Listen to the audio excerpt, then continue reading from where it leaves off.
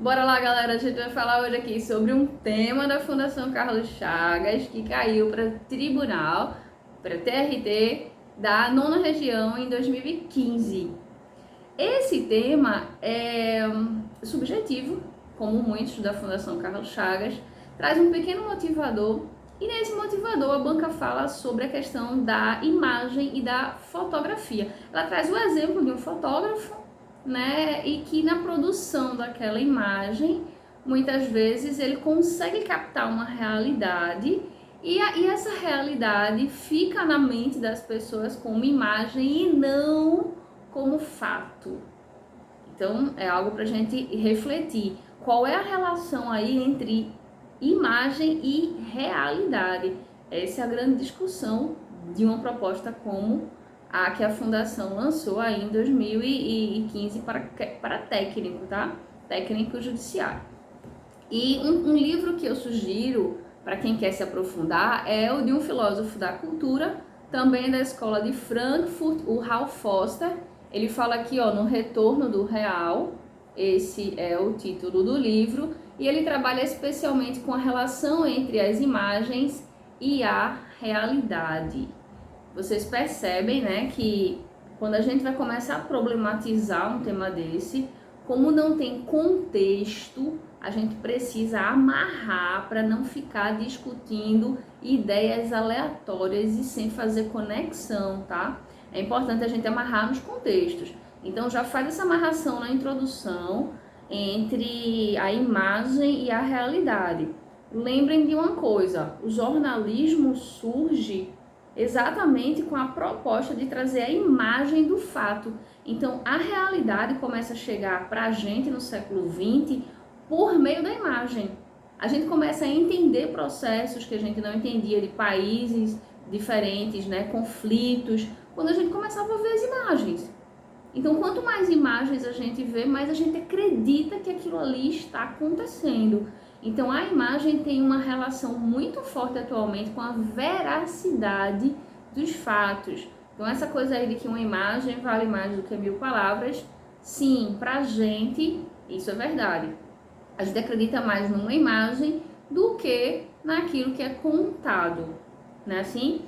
E isso é muito perigoso porque os veículos de comunicação se aproveitam para fazer recortes de imagens e descontextualizadas mudar a história delas, tá?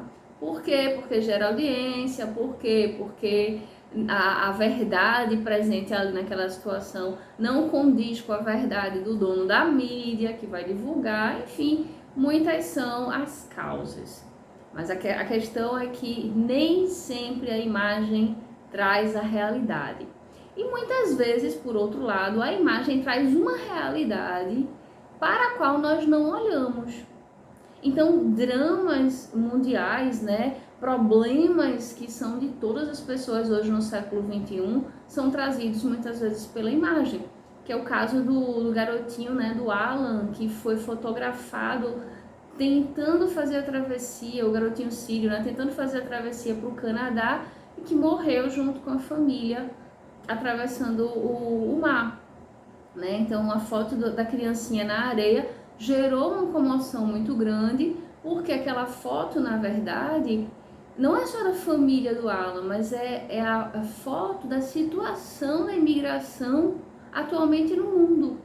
É a foto da crise humanitária que nós estamos vivendo, de uma família precisar ser obrigada a se submeter a uma trajetória ilegal, né? Um trajeto, quero dizer, ilegal, e arriscar morrer ali com o filho, com tudo, porque o país não garante humanamente os países, né? Eles não estão mais se relacionando uns com os outros ao ponto de criar essa empatia, né, de fazer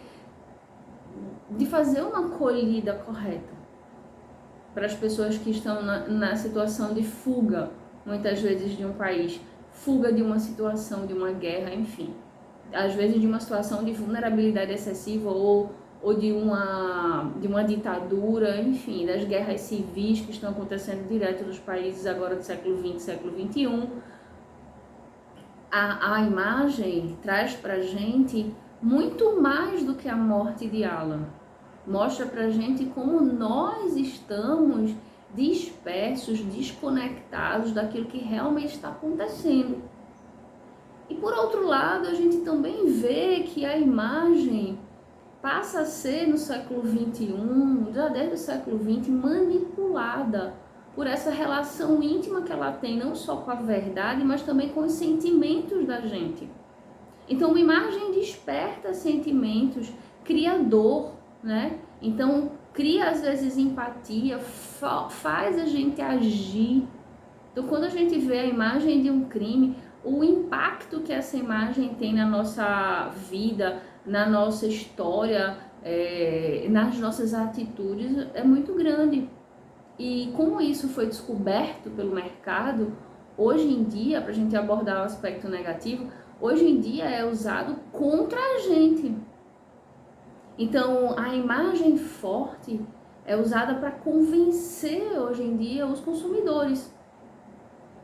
Então, não só a imagem forte, mas a imagem da beleza associada a marcas, né? A imagem da sexualidade associada a marcas também, a produtos que são comercializáveis para um determinado nicho da sociedade. Então, nós, assim como as mídias, estamos o tempo todo tentando construir a nossa imagem, a mídia tentando construir imagens comercializáveis e imitáveis, né? Então, as modas são criadas em cima de imagens comercializáveis e a gente vê isso quando vai focar, quando vai girar nossa lente aí para as redes sociais.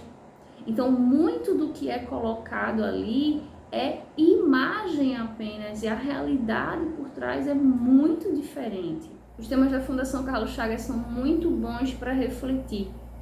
A imagem da desgraça, a imagem da miséria, a imagem nua e crua que as mídias têm tanto buscado são, não por coincidência, as imagens que mais dão audiência. Por que será que essas imagens dão tanta audiência? Aristóteles falava disso lá na Poética dele.